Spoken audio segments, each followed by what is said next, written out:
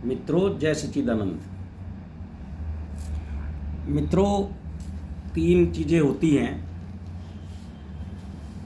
जड़, चेतन और आनंद। जड़ क्या है?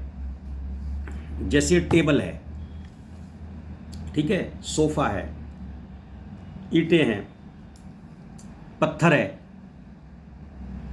ये जड़ सत्ता है। इस टेबल को मैं कितना भी कोशिश करूं या कितने भी दिन, ये यहाँ से हिल नहीं सकती। ये टेबल अपने पास से हिल नहीं सकती। हाँ, जो इसका कार्य है वो कर सकती है कि इस पे बैठ के खाना खा सकता हूँ, है ना, खाना रख के खा सकता हूँ, जैसे वीडियो बना रहा हूँ टेबल पे। लेकिन ये हिल नहीं सकती, 6 महीने बाद भी यहीं मिलेगी। ये है जड़, ठीक है, जिसको आप पत्थर, ये एक होता है चेतन। चेतन माने जो बढ़ती घटती है, पेड़ पौधे, ये सब चेतन है, ठीक है। लेकिन ये जो है पशु पक्षी, आप हम, ये सब चेतन है। और आनंद स्वरूप है परमात्मा। परमात्मा जो है वो आनंद स्वरूप है, दया का सागर, प्रेम का सागर। मतलब उसके आनंद के अलावा कुछ है ही नहीं, मतलब सब खुशियां ही खुशियां हैं। और उसका काम भी जिसके पास जो होगा वही बांटेगा। अगर उसके पास खुशियां हैं तो वो खुशियां ही देगा ना हमारे को, क्योंकि वो दे ही नहीं सकता कुछ और। उसके पास खुशियां, आनंद, प्रेम, दया, करुणा, इसके अलावा कुछ है ही नहीं उसके पास, तो देगा कहां से? आपने देखा होगा, जैसे आप अपने समाज में, अपने भाई बंधु में, रिश्तेदारों में देखते हैं, कोई दुखी व्यक्ति होता है ना, तो वो आपको आके क्या कहेगा? कष्ट ही कहेगा ना, अपने दुखी सुनाएगा। सुख तो सुना नहीं सकता, क्योंकि वो बेचारा दुखी है, उसकी गलती नहीं है। वो दुखी है तो दुखी कहेगा आपसे, आपसे कोई सहयोग मांगेगा, कुछ करेगा, है ना, ऐसा ही होता है। तो जड़ हो गया ये टेबल, पत्थर, सोफा, ये मकान वकान, इनको आप साल भर भी कितना भी पूजा पाठ कर लो, ये हिल नहीं सकते अपने पास से। आप हिलाओगे तो ही लेंगे। आप वो चेतन, पशु पक्षी, ये जिसकी जैसी इंद्रिय खुलती है, ज्ञान खुलता है, वो इतना हिलता है। आपने देखा भी होगा, आप घरों में कई बार कह देते हो किसी कार्य करने वाले को, अपने किसी बच्चे को, अबे बिल्कुल ही जड़ बुद्धि है क्या, अकल नाम की कोई चीज़ ही नहीं है, जड़ बुद्धि है। और एक जो है कोई बड़ा व्यक्ति होता है, आपने देखा होगा बड़े व्यक्ति चुटकियों में कार्य कर लेते हैं अपने, और उसी कार्य को आप कोई नासमझ बच्चे को या नासमझ व्यक्ति को दे दो, वो नहीं कर पाता, है ना। 8 घंटे मजदूर काम करता है, मेहनत करता है बेचारा, है, कुछ प्राप्त नहीं होता उसे। लेकिन एक तरफ ऐसे हमारे भाई हैं जो कुछ नहीं करते और लाखों करोड़ों रुपए कमाते हैं। पहले तो कर्म को जानना है, कर्म कहते किसे हैं, इस पे चर्चा फिर किसी और दिन करेंगे, कर्म पे। तो हमें चेतन को, हम चेतन, तो हमें ऊपर उठना है। ऊपर उठने में बल लगता है ना। जैसे मोटर से आपको पानी ऊपर पहुंचाना है तो जोर लगेगा, पानी ऊपर छत पे पहुंचाने के लिए, तो मोटर लगानी पड़ेगी, पावर ज़्यादा चाहिए उसकी, या आपको ढोके ले जाना पड़ेगा। लेकिन अगर पानी नीचे डालना है तो ऊपर से बाल्टी पटक दी, नीचे आ गया, नाली से स्वतः ही आ जाता है। तो हमें जाना कहाँ है? आनंद की ओर, परमात्मा की ओर। ऊपर उठना है, लेकिन ऊपर उठने में जोर लगता है, और नीचे जाने में कोई दिक्कत ही नहीं है।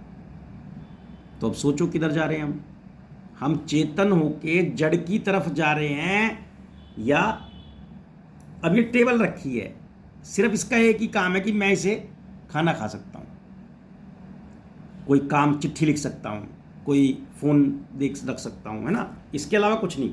दूसरा काम इसका ये है, मुझे ठोकरे देगी ये। अगर मैं सही से इसका ध्यान नहीं रखूँगा, मैं सोचूंगा ये मेरा ध्यान रखेगी, ये कैसे मेरा ध्यान रखेगी? मुझे इसका ध्यान रखना पड़ेगा कि मेरे लग ना जाए। ईंट पत्थर का ध्यान आपको रखना पड़ता है कि लग ना जाए। तो नीचे तो आप गिरते ही जाते हो, नीचे गिरने के लिए टेंशन ना लिया करो। तो ये जड़ता की तरफ जो बढ़ रहे हैं ना हम लोग, मुझे कोई भय नहीं है किसी से, सुनो, जड़ता की तरफ जो जा रहे हैं हम, ये नीचे गिर रहे हैं हम। और जिसे आप तरक्की मान रहे हो ना थोड़ी बहुत, वो तरक्की आपके कर्मों से हुई है, आपके ज्ञान से हुई है। तो धन्यवाद किसकी तरफ बढ़ना है? हमें आनंद की ओर। लेकिन हम पूजा किसकी कर रहे हैं? जड़ता की। हाँ, ये जानना है कि अनादर उनका भी नहीं करना है, क्योंकि परमात्मा सब जगह है, उसी की शक्ति है, उसी का सत्ता है। लेकिन हमारी ऊंचाई जो है ऊपर की ओर होनी है। और ऊपर की ओर ऊंचाई कैसे होगी? अब मान लो आपने 7वीं में 8वीं में पढ़ रहे हो, मैं इससे ज़्यादा पढ़ा नहीं, तो मतलब इतनी आपने फिर पहली क्लास में एडमिशन ले लोगे आप, या पीएचडी करोगे, डॉक्टरेट करोगे, ये करोगे, वो करोगे, हैं? कोई एमबीए करता है, कोई इंजीनियरिंग करता है, या पहली क्लास में बैठ के पहली क्लास वाले टीचर से इंजीनियरिंग कर लोगे? बताओ, सोचो जरा। सोचने वाले व्यक्ति हो आप, पढ़े लिखे व्यक्ति हो। मैं तो देखो ज़्यादा पढ़ा लिखा हूँ नहीं, मुझे तो बाबा की कृपा से मिल जाता है, बस बाबा मुझे बताता है तो मैं समझ जाता हूँ। तो इसलिए जो है क्या है कि हम नीचे की क्लासों में ना बैठें, ऊपर की तरफ चलें। हाँ, उनकी क्लास में, पहली क्लास में बैठना जरूरी था हमारे लिए कभी, तो हम पढ़े, फिर दूसरी क्लास पढ़े, फिर तीसरी पढ़े, फिर चौथी पढ़े, फिर 5वीं पढ़े। लेकिन मैं आपको कहूँ, आप ग्रेजुएट हो और आपको ये कह दूँ भाई पहली क्लास में आ जाए कर तू पढ़ने, तो आप लड़ोगे ना मुझसे? सोचो। दे देना मुझे गाली वाली, कोई फर्क नहीं है मुझे कोई, मैं तो भाइयों के प्रेम में रहता हूँ हमेशा। तो कहने का मतलब ये है कि आपको कोई पहली क्लास के बिठाए पढ़ने के लिए, तो आप पढ़ोगे क्या? नहीं पढ़ोगे ना। ये कहोगे कि क्या मुझे बेवकूफ़ समझा है, मैं तो ग्रेजुएट हूँ। तो तुम्हारी बुद्धि भ्रष्ट क्यों हो जाती है? खुद चेतन हो।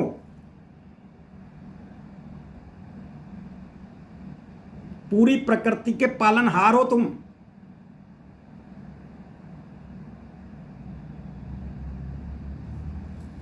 गाय तुम्हें वेतरणी पार कराएगी,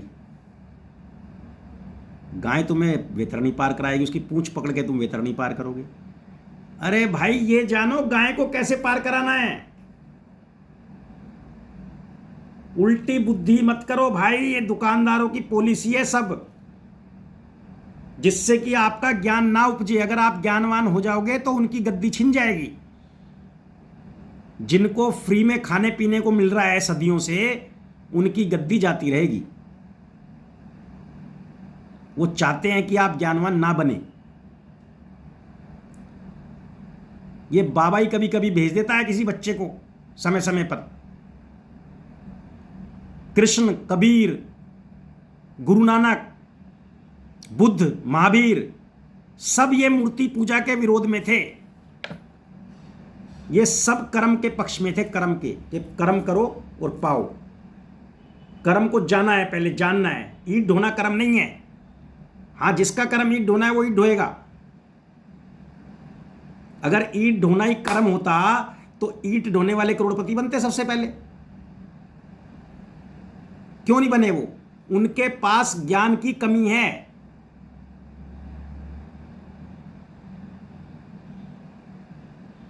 जैसे जैसे आपका ज्ञान बढ़ा, आप अफसर बन गए, कोई बिजनेसमैन बन गए, कोई कुछ बन गए, ऐसे ही ये आत्मा का ज्ञान जानना है। आत्मा का ज्ञान जो व्यक्ति जान जाता है वो बड़ा ऊंचा पद पा लेता है, जैसे हमारे कई भाइयों ने पाया हुआ है, जो अवतार स्वरूप पूजे जाते हैं। अवतार तो आपका भी हुआ है, जन्म तो उनका भी हुआ था, आपका भी हुआ है। अवतार होता है अवतरण, शिव बाबा का अवतरण, ज्ञान का अवतरण आपके अंदर।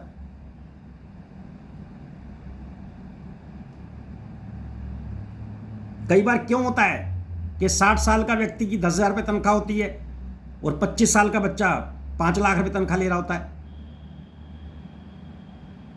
सोचा है कभी क्यों होता है ऐसा? तो ढोंग से बाहर आ जाओ। नहीं भी आओगे तो मुझे कोई फर्क नहीं पड़ना, मैं तो अपनी क्लास दे रहा हूं जिससे मेरी तनख्वाह पक्की हो जाए बाबा से बस। टीचर को तो अपनी क्लास ईमानदारी से देनी है। बच्चे फेल हों तो बच्चों की जिम्मेवारी है, टीचर की नहीं है। तनख्वाह तो उसकी आ जाएगी, लेकिन तुम पास हो जाओगे तो मेरा कुछ बोनस भी आ जाएगा। बस इतना सा लालच है मेरा, आपसे तो कुछ लालच है ही नहीं सबसे। तो सोचो विचारो भाइयों, कड़वी बात कोई लगी हो तो क्षमा चाहता हूं। जय सच्चिदानंद।